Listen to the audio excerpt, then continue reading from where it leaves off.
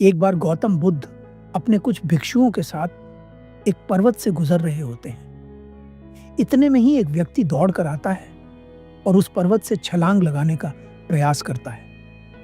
बुद्ध उस व्यक्ति को देखकर उसकी ओर दौड़ते हैं और उसका हाथ पकड़ लेते हैं।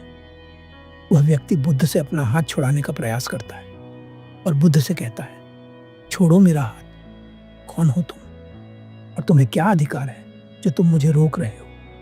ये मेरा जीवन है और मैं इसे खत्म करना चाहता हूं। बुद्ध उस व्यक्ति से कुछ नहीं कहते, बस उसका हाथ पकड़े रहते हैं। वह व्यक्ति कुछ देर तक अपना हाथ छुड़ाने का प्रयास करता है और फिर कुछ क्षण बाद प्रयास छोड़ देता है और रोने लगता है। बुद्ध उस व्यक्ति से कहते हैं, क्षण भर का आवेग शांत हुआ? वह व्यक्ति कहता है, नहीं, क्षण भर का आवेग तो वो था जो अब तक मैं भुगता आ रहा था। ये दुख तो सदैव मेरे भीतर रहता है। इसे खत्म करने का कोई उपाय नहीं। ये जीवन बहुत क्रूप है, इसलिए मैं इसे खत्म कर देना चाहता हूँ और तुम्हें कोई अधिकार नहीं जो तुम मुझे रोको। इस जीवन पर मेरा अधिकार है, इसलिए मैं इसे खत्म कर सकता हूँ। बुद्ध कहते हैं, नहीं, इस जीवन पर केवल तुम्हारा अधिकार नहीं है, इस जीवन पर उसका भी अधिकार है जिसने तुम्हें जन्म दिया है, और उसका भी अधिकार है जो हर समय तुम्हारे लिए चिंतित रहता है। वह व्यक्ति बुद्ध से कहता है, मेरे जीवन में इतना दुख है जिसके बारे में आप सोच भी नहीं सकते। मैं एक वैश्य परिवार से हूँ, मेरे पास धन की कोई कमी नहीं, हर सुख सुविधा है। काम वासना में भी मैं हर समय लिप्त रहा हूँ, पर कहीं भी वो शांति मुझे नहीं मिली जिसकी खोज में मैंने हर बार प्रयास किया। हर कोई झूठा है, हर कोई मतलबी है। मैं इस जीवन से तंग आ गया हूँ। मैंने जब भी अपने भीतर देखने का प्रयास किया, मुझे एक गहरी पीड़ा पाई। बाहर से मैंने अपनी परेशानियों को दूर करने के लिए हर संभव कोशिश की, पर अंदर का दुख कहीं भी कम नहीं हुआ। बुद्ध उस व्यक्ति से कहते हैं, इच्छा जब तड़पती है तो हमें लगता है कि जब वह पूरी हो जाएगी तो हमारे मन को तृप्ति मिल जाएगी, शांति मिल जाएगी, पर ऐसा नहीं होता।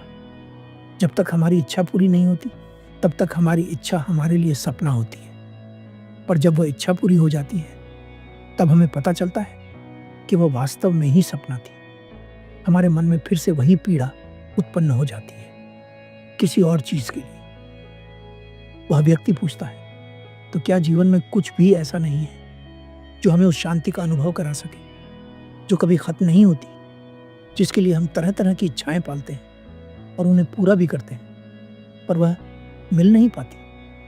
बुद्ध कहते हैं, यह संभव है कि तुम उस शांति को वहां नहीं पाएंगे जहां तुम उसे खोज रहे हो। सबसे पहले तुम्हें एक बात समझनी होगी कि बाहर बहुत ढूंढ लिया है, अब भीतर की ओर ढूंढना बाकी है। वह व्यक्ति बुद्ध से कहता है, तो मुझे क्या करना होगा? बुद्ध उस व्यक्ति से कहते हैं, किसी भी चीज की अति तुम्हें केवल दुखी पहुंचाएगी। चाहे तुम बहुत खुश हो या बहुत दुखी, तुम दोनों ही स्थितियों में अंत में दुख को ही पाओगे।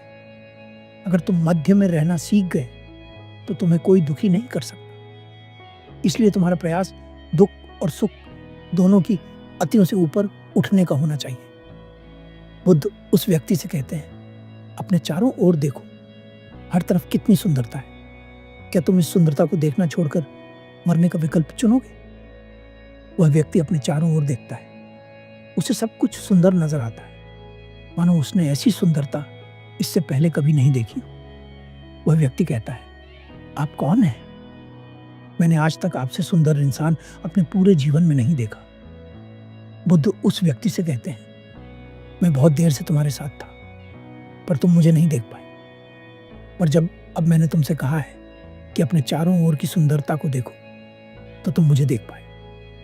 ऐसा इसलिए हुआ क्योंकि तुम्हारा मन सिर्फ दुख में बसा हुआ था, पर अब तुम उस पीड़ा को छोड़कर कुछ और देखने के लिए तैयार हो, इसलिए तुम्हें सब कुछ सुंदर नजर आ रहा है। वह व्यक्ति बुद्ध से कहता है, हाँ, मैं आपकी बात समझ गया हूं। मुझे अपना जीवन और ये सब कुछ जो मेरे चारों ओर है उसे समझ गया हूं। मैं समझ गया हूं कि मैं केवल अपने दुख को ही जीवन का केंद्र मान रहा हूं, जबकि यह गलत है। मेरे दुख के अलावा ऐसी बहुत सारी चीजें हैं जो सुंदर हैं, और जो मेरी खुशी का कारण बन सकती है। इसलिए मैं अपने प्राण नहीं त्यागूंगा। बुद्ध उस व्यक्ति से कहते हैं, इस पृथ्वी पर जिस व्यक्ति ने भी जन्म लिया है उसे परम ज्ञान पाने का अधिकार है, और तुम भी उन व्यक्तियों में से एक हो। पर सबसे जरूरी बात यह है कि क्या तुम उस परम ज्ञान को पाना चाहते हो? अगर चाहते हो तो पहला कदम तुम्हें ही बढ़ाना होगा। वह व्यक्ति बुद्ध की बात समझ जाता है और अपने मन से मृत्यु के विचार को खत्म कर देता है और जीवन को चुनता है।